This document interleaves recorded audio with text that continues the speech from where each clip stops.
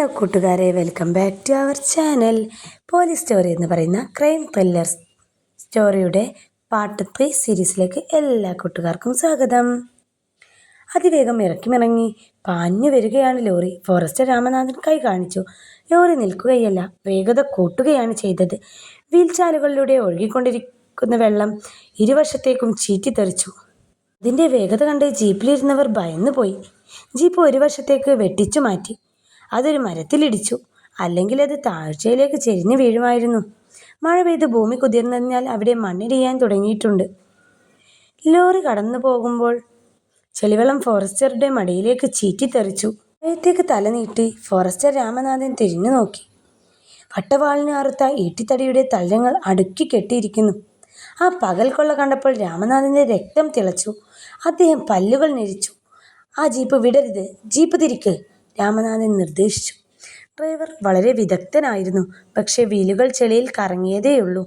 4-5 പ്രാവശ്യം ശ്രമിച്ചപ്പോൾ ജീപ്പ് പിന്നോട്ട് മാറി. അപ്പോഴേക്കും ലോറി കാഴ്ചയിൽ നിന്നും മറഞ്ഞിരുന്നു.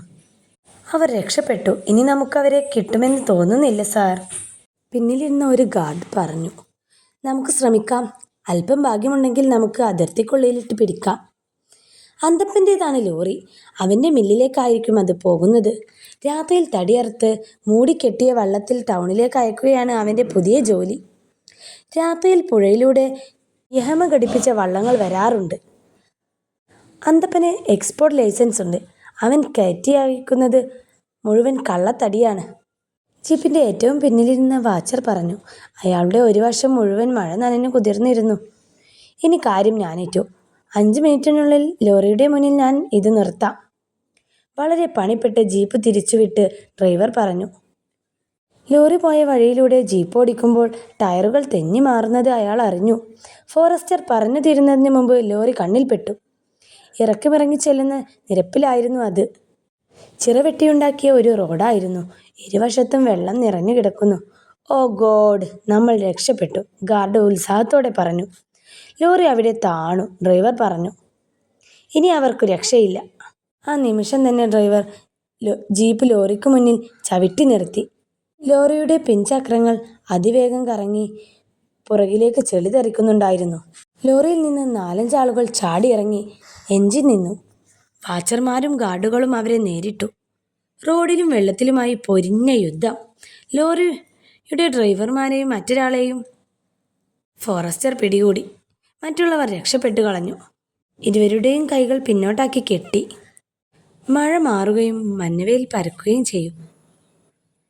എന്താ നിന്റെ പേര്? ഫോറസ്റ്റർ രാമനാഥൻ ഡ്രൈവറോട് ചോദിച്ചു. ചെറുപ്പക്കാരനായിരുന്നു അയാൾ. സാബു. ഈ ലോഡ് ആരുടേതാണ്? എനിക്കറിയില്ല. ആ നിഷേധം ഫോറസ്റ്റർക്ക് ഇഷ്ടപ്പെട്ടില്ല. കാരണത്തൊരടി കൊടുത്തു. സത്യം പറഞ്ഞില്ലെങ്കിൽ നിന്നെ എന്ത് ചെയ്യുമെന്നറിയാമോ? അവൻ ദേഷ്യത്തോടെ ഫോറസ്റ്ററെ നോക്കി. എന്താടാ നോക്കുന്നത്? സാറിനെ നീ നോക്കി പേടിപ്പിക്കുകയാണോ?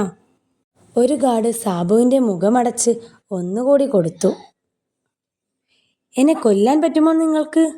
ഞാനിപ്പോൾ മരിച്ചാൽ നിങ്ങൾ സമാധാനം പറയണം, അറിയാമോ? സാബു ഉറച്ച സ്വരത്തിൽ ചോദിച്ചപ്പോൾ ഫോറസ്റ്റർ ഒന്ന് പതറി. വലിയ കള്ളന്മാരുടെ പക്കൽ പിടികൂടപ്പെട്ടുവെന്നുറപ്പായാൽ ആത്മഹത്യ ചെയ്യാനുള്ള ഗുളികകളോ മരുന്നുകളോ കാണുമെന്ന് കേട്ടിട്ടുണ്ട്. ഇവൻ അങ്ങനെ വല്ല കുഴപ്പവും ഒപ്പിച്ചോ? എനിക്കെന്തെങ്കിലും സംഭവിച്ചാൽ, ഈ ലോഡ് എത്തേണ്ടിടത്ത് എത്തിയില്ലെങ്കിൽ നിങ്ങളൊന്നും പിന്നെ ജീവനോടെ കാണുകയില്ല, സാബു പറഞ്ഞു. ഇതെവിടെയാണ് എത്തിക്കേണ്ടത്? അന്തപ്പൻ മുതലാളിയുടെ മില്ലിൽ. ബാക്കി പാർട്ട് 4 സീരീസുമായി ഉടൻ വരുന്നതാണ്. വീഡിയോ ഇഷ്ടമായ ലൈക്ക് ചെയ്യൂ, ഷെയർ ചെയ്യൂ, സബ്സ്ക്രൈബ് ചെയ്യൂ.